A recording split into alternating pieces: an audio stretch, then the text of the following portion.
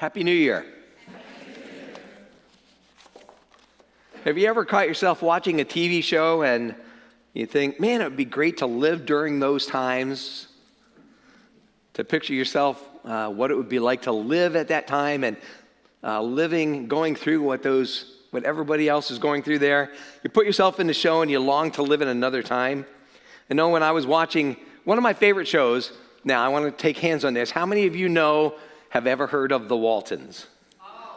The Waltons, right? It's a great show, isn't it? Cool thing is, after the first service, Paul Johnson came up to me and, I don't want to give it away. Hold on, I'll get there. I get ahead of myself. Well, when I watch The Waltons, I always go, man, it would really be cool to live on Walton's Mountain. I think it would be cool to walk down the street and see Ike Godsey at the store. And just to live there and the people seem to care about each other all the time. And the family would always meet at every meal at the table. I love that. And also, when they're going to sleep at night, you could hear them going, good night, Mary Ellen. Good night, John Boy. Remember that? Yeah. I remember one of the kids one time saying, good night, Chancellor Cow. And good night, Rover, the pet peacock that Jim Bob had. It was just weird, the things that you remember. But after the first service, Paul Johnson came up to me and I mentioned Ike Godsey, and he said, Ike Godsey, I have a friend who went to school with Ike Godsey. That Ike Godsey, is that amazing or what? But living in those times, sometimes you put yourself in places, you think about how would it be to live in those times. In reality, though, if we think about when that show was made, they make it look like they were having a great time, like the family, but it was during the Great Depression. Things were really hard. Times were really difficult. They didn't have, the food was scarce. They wore hand-me-downs. John Boy's clothes went down to, I think, who's the next boy? Jason. There we go. I'm testing you today. See how many of you really like the Waltons. So they had hand-me-downs. And we did the same thing in our family. My oldest brother would pass his down. We would pass it down. By the time it got to my youngest brother, they were just scraps. But that was okay. He could handle that. But it was fun thinking of those times, thinking of what would it be like if I lived during the Waltons days. And as we think about that, our minds should go more about making us stop and reflect on where we are now, because God has placed each one of us in this place at this specific time for a reason, for a very important reason and purpose. And how do we know what that purpose is? Well, it's by surrendering our days to God, right? We wake up in the morning and we say, Lord, what have you got for me today? It's by saying, I know that you've got something special planned, so today, whatever you want me to do, I'm going to do. Wherever you want to take me, I'm going to go because I'm going to be obedient to your will. We can find that purpose by dedicating our lives to Him and trusting Him to show us, even minute by minute. God does that, doesn't He? You know, God is really good. We've said that during the songs, and I was talking to somebody after the first service. I said, God is so good, isn't He? How He takes care of us, how He provides for us, how He loves us, right? So we can find that purpose that God has in our lives by trusting Him to show us, or we can go to the world, ignore what He's saying, and chase the empty promises of the world. It's a choice each one of us have to make. There's this morning, I want to look at this example of this, of God's perfect plan for our lives, how it can change the world completely.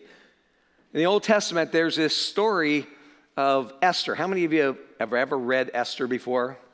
Yeah, it's an awesome story. There's so much in the few chapters there. But this woman named Esther was placed by God at this specific time, the right place at the right time for a specific reason, right? God had special plans for her. It was all about the destruction. She was there to help save her people, the Jewish people, from destruction and devastation. But before we go into the study of Esther, let's look about what was going on in her life beforehand.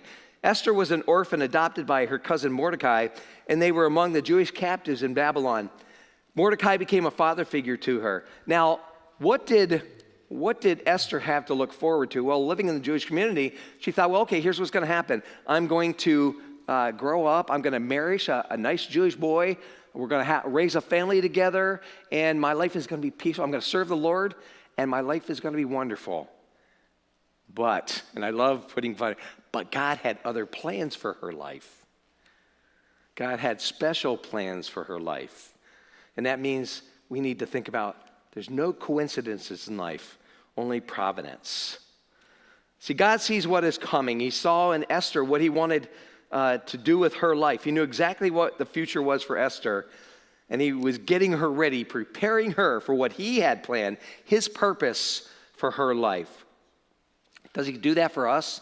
Does God ever prepare us for something in the future? Think about where you were before you met God. Think about what your life was like before you met him. A lot different, right? Then you met him. And your life changed forever, didn't it? Okay, this is going to be interactive. I'm going to be at you all day. I'm going to get people excited because I'm excited. I'm excited for what God is doing in my life. Are you excited for what God's doing in your life? He does amazing things. The Bible tells us that Esther was lovely and beautiful, not only on the outside, but also on the inside. And there was this king called Xerxes who was in search of a new queen, and he saw how beautiful Esther was, and he picked her to be his queen among all the women in Persia. Quite a big difference in what Esther thought her life was going to be like, right? She thought it was going to be quiet and peaceful, but God had other plans. Remember that over and over. God's got special plans for each one of our lives. It may not be something that you planned. You know, I never thought I'd be a pastor. Never in my life. I didn't want anything to do with that, honestly. I was called into ministry at 18. I have two brothers that are pastors. And I ran. I came here to New York, to Horseheads, New York. Well, it was Elmira then, to work at Wise Markets. How many of you know Wise Markets? Spent 34 years with the company. And I wanted nothing to do with being a pastor. I just didn't. But then I surrendered my life to him and said, his plans are always better. I never thought I would be in this position, but he knew ahead of time, didn't he? He already had plans. So what happened? God was at work in Esther's life. He made her queen, and her cousin Mordecai was made a counselor to the queen. And Mordecai made Esther promise that she would never tell anybody that she was of Jewish descent. One day, Mordecai uncovered a plot of two guards that were going to kill the king. And he went to the king and said, hey, listen, this is what's happening. They plan on killing you. And the king was so grateful, and he thanked Mordecai, but he never did anything for him to publicly announce what he did or raise him up in position. So instead, he raises this guy named Haman up. Now, this story is pretty cool. Haman hated the Jewish people. And what's more was he hated Mordecai because the king said, whenever Haman walks by, I want you to bow down to him. And Mordecai said, nope, not doing that. And over this would happen. Haman would walk by, and Mordecai would not bow down to him. He only served God. And this made Haman really angry. So he went to the king and he said, listen, there's a group of people in your kingdom that will not follow your rules. They don't want anything to do with your rules. So I want to kill them all. Not just Mordecai, but all the Jewish people. He said, if you let me do this, I'm going to give a large sum of money to the treasury. And what did the king do? King said, yeah, go ahead and do it. Right? Pretty sad. This is where our story picks up today. Let's go to Esther chapter 4, verses 1 through 3. When Mordecai learned of all that had been done, he tore his clothes, put on sackcloth and ashes, and went out into the city, wailing loudly and bitterly. But he went only as far as the king's gate, because no one clothed in sackcloth was allowed to enter it. In every province to which the edict and order of the king came, there was great mourning among the Jews, with fasting, weeping, and wailing. Many lay in sackcloth and ashes. When Esther heard that what Mordecai was doing, she sent one of her servants out to him to find out, what's really going on. She had no idea. Verses 4 through 11 in that chapter we want to read because we're going to see what happened. When Esther's eunuchs and female attendants came and told her about Mordecai, she was in great distress. She sent clothes for him to put on instead of his sackcloth, but he would not accept them. Then Esther summoned Hathach, one of the king's eunuchs assigned to attend her, and ordered him to find out what was troubling Mordecai and why. So Hathach went out to Mordecai in the open square of the city in front of the king's gate. Mordecai told him everything that had happened to him, including the exact amount of money Haman was promised to pay into the royal treasury for the destruction of the Jews. He also gave him a copy of the text of the edict for their annihilation, which had been published in Susa, to show to Esther and explain it to her. And he told him to instruct her to go to the king's presence to beg for mercy and plead with him for her people. Hathach went back and reported to Esther what Mordecai had said. Then she instructed him to say this to Mordecai: all of the king's officials and people of the royal provinces know that for any man or woman who approaches the king in the inner court without being summoned, the king has but one law, that they be put to death unless the king extends the golden scepter to them and spares their lives. But 30 days has passed since I was called to go to the king. So what's happening? Here's Esther. She's worried about what's going to happen to her family and her friends, right? Hathach had taken Esther's words back to Mordecai again, and these verses are the key to what I want to look at today. Verses 13 and 14. He sent back this answer: do not think that because you are in the king's house, you alone of all the Jews will escape. For if you remain silent at this time, relief and deliverance for the Jews will arise from another place, but you and your father's family will perish.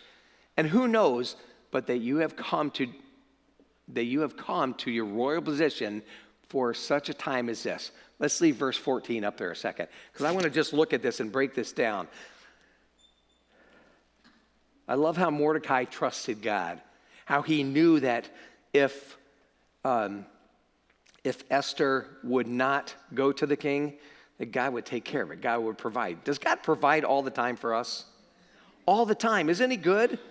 You know, when we say God is good all the time, it's not just words. God is really good, isn't he? God takes care of us. He provides for us. He plans ahead for what we're going to go through, and he's ahead of this, and he knows he's there with us all the time, right? Can we lean on him in all things? Amen. In all things, right? Let's look at that second part. And who knows but that you have come to your royal position for such a time as this. Now, for such a time as this, do you know that God has placed you here at this time for a special reason? I mean, do you really know that? Do you know that he's got a special plan for each one of your lives and my life? Here in this corner of New York State in 2023, he's got a specific plan for each one of our lives. Now, do you want to know the rest of the story, what happened?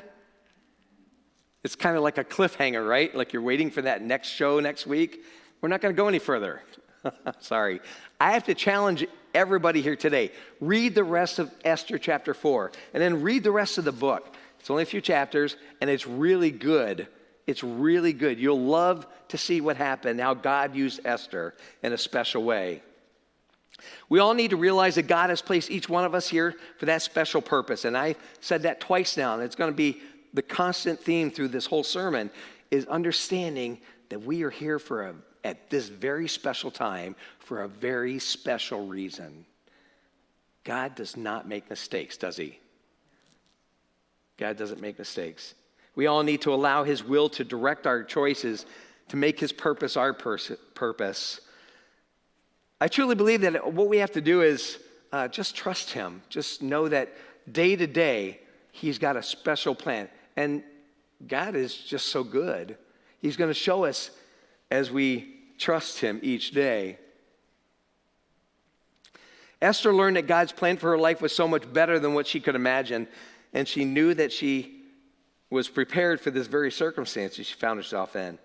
You ever thought about your life, instead of thinking about wishing or dreaming about living in another place, but wanting to know more of what God's purpose is for you, for your life? How many has ever wondered that? What's God's purpose for having me here? Yeah.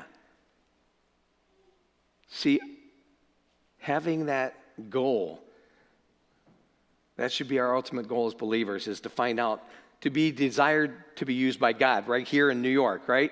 Here in this little corner of Horseheads, New York, to be used by God in a special way. There's a lot of people out there who do not know have never heard even the name of Jesus. Isn't that sad? But the question is, what are we going to do about that, right? We need to make a difference for the kingdom by telling people about him. We should want to be vessels used by God every day. Esther was created for such a time as this, right? We say those words, we read those words. You were created for such a time as this. I was created for such a time as this. Man, we got to find out what that purpose is, right? I'm going to ask for a helper right now. I need someone to help me. This person has to be over 18, though. There's a reason. I'll tell you in a moment. So don't everybody jump at once. Somebody come up and help me. Anyone? Don't be shy. Yeah, come on up, Dale. Wait a minute. Are you over 18? Okay, just over 18. Okay. Now we're learning how God created each one of us to do special things, right? And that there's something God has special for Dale to do. Something special for Betty to do, for Dottie to do, for Kyle, Pastor Kyle over here to do. Each one of us, he's got something special. Well, I've got something special for you, okay? We're going to try something. So I'm going to ask you questions. Let's see what you got. Okay, what is this? A fork. It's a fork. Yeah, you want to clap? No, you don't have to. Okay, so what do we use a fork for? S'mores. Okay, nobody's following this. I had Pastor Greg up here earlier, and he was messing with me a lot. So a fork is used for what? Stabbing? Yeah, okay. Okay, this is why you had to be 18. I've got a knife up here. So what is a knife for? Yes, it's for cutting. For cutting? For cutting, okay. She's doing good, right? 100 so far? We've got a spoon. What's the spoon for? Soup. For soup. For scooping, right? For scooping. Okay, so I've got a bowl of water here, and I've got an empty bowl here. Now, you cannot move the bowl at all. I'm just doing this because Pastor Greg messed with me in the first service. So I'm going to give you this fork, and see how much of that water you can get into that empty bowl. Can you try that? Okay, let's see what you got. How much time you guys got today? How's it working? Working good? No, okay. It's not working. You can put that one down. How about we try this beautiful knife? That'll probably help. That'll get the water in there, right? It's better. Is that better? Oh. So maybe she'll be done before the service is done. No, that's not going to help? Okay. All right, let's skip that. Let's go to the spoon. Do you think this will work? Let's find out. Oh, it's working. How many of you want to wait until she gets the whole bowl done? I don't know. I don't either. Thank you, Dale. Let's hear it for Dale. Thanks, Dale. You know, these weren't created to do that, right?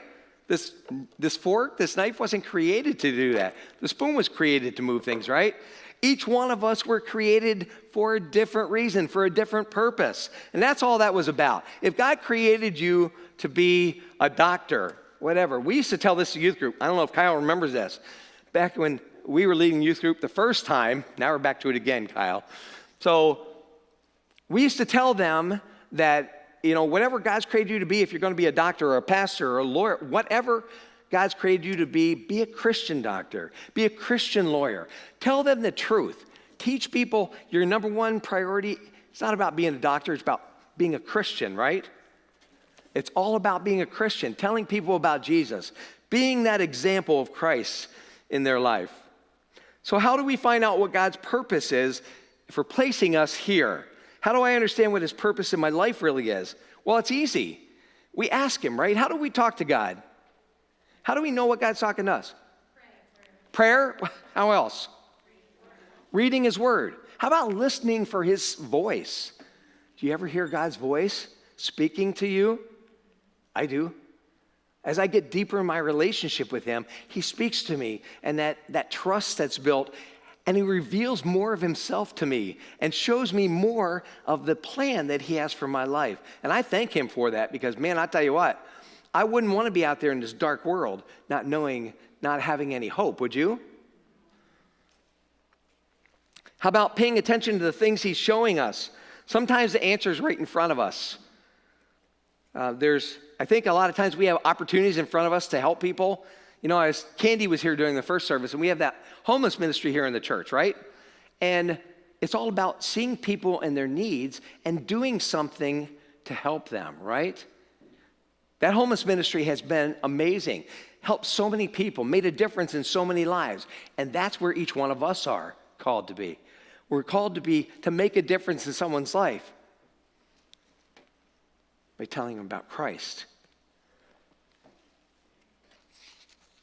Some people think that, well, you know, I'm older, I really don't have anything to offer. And to that I say, wrong. It doesn't matter how old you are. It doesn't matter where you are in life. You know, I didn't say this during first service, but when I was down at the store, I thought, you know what, this is where I'm meant to be. It's been a lot of years at this store, and you know what, I'm fine down here. I don't have to be in the ministry at all. But God used me where he had placed me. He placed me in that store, and man, the people that come in there, we just talked about what they were going through, and we prayed with them in the aisles. It was awesome. God can use you wherever he has placed you, and he will use you in special ways. Just ask him what he's got for you. This world will show us a lot of negative things, right? It's all about negative things, but paying attention to what God's showing us, we can get more of an idea of what he's got for us. As we are faithful where we are, God in his own timing and wisdom will reveal more of himself to us. How many of you know that God has given you special gifts? You know what your gifts are? You know what your giftings are? How are you using those gifts? Boy, that kind of hits you, doesn't it? How are you using the gifts that God has given you? Is it teaching? Is it whatever it is? I'm not singing. You're welcome for that. But God has given each one of us special gifts to use too. And we are called to use them to reach the lost for him and to teach people the difference that he made in our lives, to show them the difference he's made in our lives. Now, going back to the story of Esther, there's some things that we can learn from the story of Esther. The first thing is that God uses ordinary people like you and me. Thank goodness he uses us, right? Are you happy that he uses you?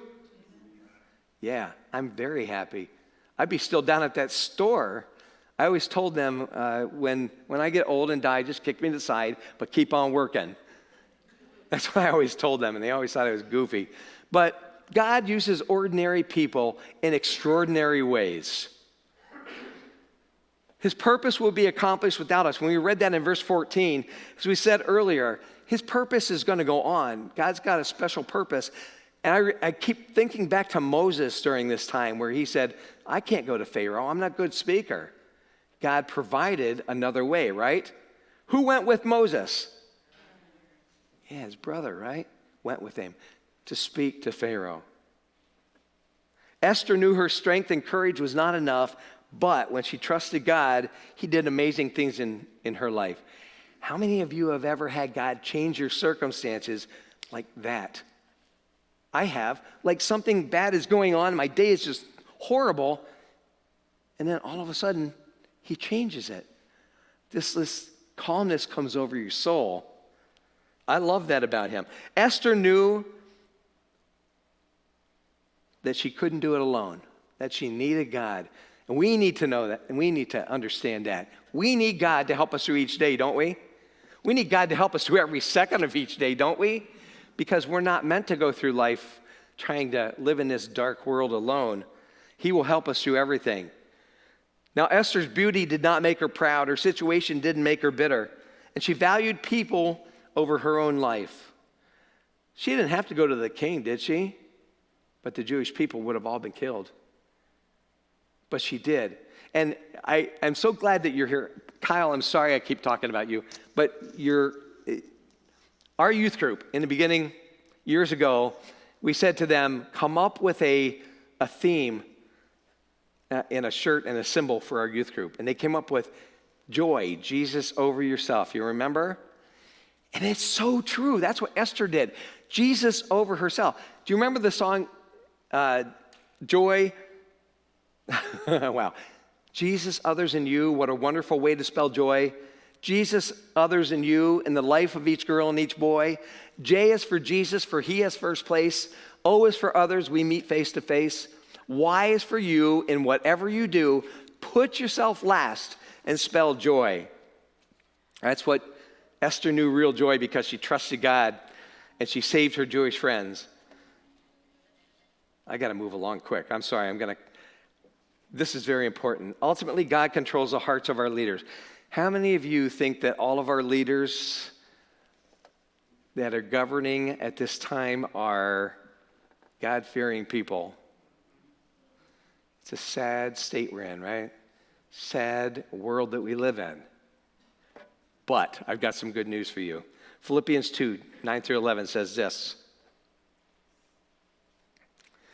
Therefore, God exalted him to the highest place and gave him the name above every name, that at the name of Jesus, every knee should bow, in heaven and on earth and under the earth, and every tongue confess or acknowledge that Jesus Christ is Lord, to the glory of God the Father. Do you get what that means? All those people who are in power right now that don't even acknowledge him, don't give him any credit, they don't know him. They don't want anything to do with him. All they care about is bringing people down and being the hammer over people, right? But one day, every knee will bow and every tongue will confess that Jesus Christ is Lord. That's going to happen. All of us will bow before him. But we need to pray for those in authority over us, don't we? Raise them up to the Lord. Father, change their hearts. Help them to see that they need you. They need you. There's this article I came across from Alex Craven that will help us. You know, we think about why God has placed us here, but how about our kids and our grandkids? Why are they here at this time and place? Well, Alex Craven wrote this article about what our kids, I wouldn't want to be going to school during this time, would you? It's a scary time, and things have gotten worse for those kids in school. I know teacher-wise, I hear from Anna all the time, the things that are going on at an elementary school, let alone going through all the higher grades. But Alex Craven wrote this, and I want to share this with you. This became so real to me yesterday. We had Christmas with our grandsons at the house, and just to see them, the excitement in them, I want them to know who Jesus is. I want them to know what he's done for them. Listen to these words. Don't feel sorry for or fear for your kids or grandkids because the world they are going to grow up in is not what it used to be. God created them and called them for this exact moment in time that they're in. Their life wasn't a coincidence or an accident. Raise them up to know the power they walk in as children of God. Train them up in the authority of his word. Teach them to walk in faith knowing that God is in control. Empower them to know that they can change the world. Don't teach them to be fearful and disheartened by the state of the world, but hopeful that they can do something about it. Every person in all of history has been placed in the time they were in because of God's sovereign plan. He knew Daniel could handle the lion's den. He knew that David could handle Goliath, right? He knew that Esther could handle Haman. And he knew Peter could handle persecution. He knows that your child can handle whatever challenge they face in their life. He created them specifically for it. So don't be scared for your children, but be honored that God chose you to parent them and to be grandparents to them, to teach them, this generation that is facing the biggest challenge of our lifetime. Rise up to the challenge. Raise Daniels and Davids and Esthers and Peters. God isn't scratching his head wondering what he's going to do with this mess. He's raising up an army to drive back the darkness and make him known over all the earth. So don't let your fear steal the greatness God placed in them. I know it's hard to imagine them other than being our babies and wanting to protect them, but they were born for such a time as this. We were created for such a time as this, each one of us, for this specific time in history. As the worship team comes to close, I just want to close with this. We can let the world and all of its problems get us down and make us worried and fearful, or we can ask God to show us his plan for our lives by trusting him day to day, minute to minute, even second to second, and saying, Lord, whatever you got planned for me is greater than anything. I know your purpose is perfect for my life. We can trust him no matter what his plan is, because God doesn't make mistakes, right? God doesn't make mistakes. I'm going to do something completely different, something weird, because I always do, right? Anna will say, yep, he's weird.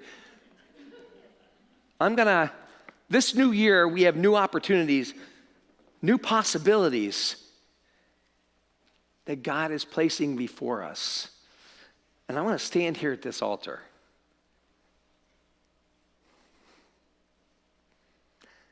I want to rededicate this time in my life, right now, this place where God has placed me, to reaching the lost for him, to making a difference for the kingdom, for telling people about Jesus. Let's make it simple. People need to know who he is.